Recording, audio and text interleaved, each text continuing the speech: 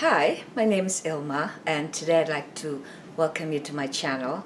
I've been posting Christian blogs for 9 straight years now, and today I'd like to share 2 Peter 2 verses 1 to 3. And here's the word of God. But false prophets also appeared among the people, just as there will also be false teachers among you, who will secretly introduce destructive heresies, even denying the master who bought them, bringing swift destruction upon themselves. Many will follow their indecent behavior, and because of them the way of the truth will be maligned. And in their greed they will exploit you with false words. Their judgment from long ago is not idle, and their destruction is not asleep. 2 Peter 2, 1 to 3. And here's my blog. False teachings and destructive heresies. In this letter, Peter warns the believers of what is going to come in the church and the Christian community. He tells them about being infiltrated by false prophets and false teachers, whose purpose is to mislead people from following truth. Peter brings this prophecy to the followers of Jesus so they will be prepared when these kinds of people inch their way into the body of believers.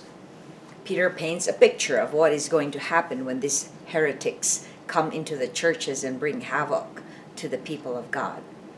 He exposes their tactics and what will eventually happen as such. First, these false teachers and false prophets will deceivingly get into churches without the people being aware of them. Getting into the sheepfold stealthily will create more damage to the followers of Christ.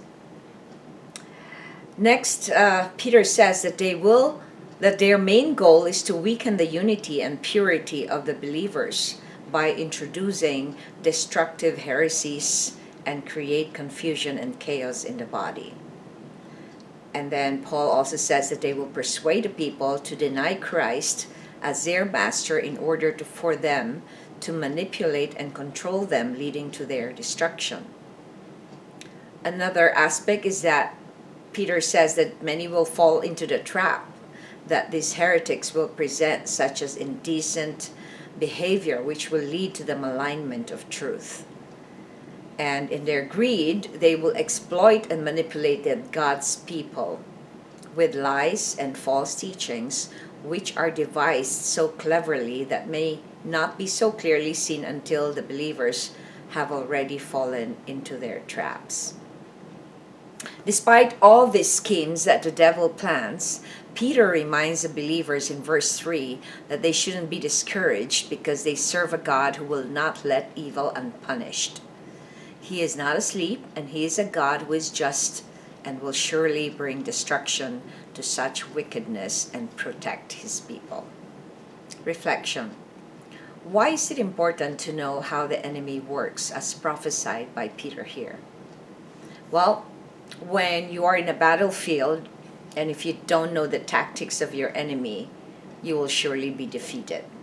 So in any warfare, in any battle, you, as a part of that battlefield, have to know what your enemy is going to do, and you have to be able to foresee what they might be doing. If you don't know your enemy, you will be blindsided. So, meaning when you're blindsided, you will not be ready when they attack. So, I think this is a very good caution for all believers, because in Ephesians it says that we do not deal with things we see but unseen forces, principalities and rulers and all these things that are happening in the world. So if we are not ready, if we're not aware of things we don't see, we cannot equip ourselves with the armor of God, the belt of truth, the sword of the Spirit of God. So it's important for us to take heed in this advice of Peter, in this prophecy of Peter, that says this is what's going to happen to the church, so we might as well be aware of it before it happens so that we are prepared to fight the battle and be victors. Thanks for watching. I hope you check my website at ilma'S.com for artworks, photographs, and a copy of this blog. And I hope you subscribe to my channel on YouTube so I could make more videos to bring truth into your life and bless you. Thanks for watching.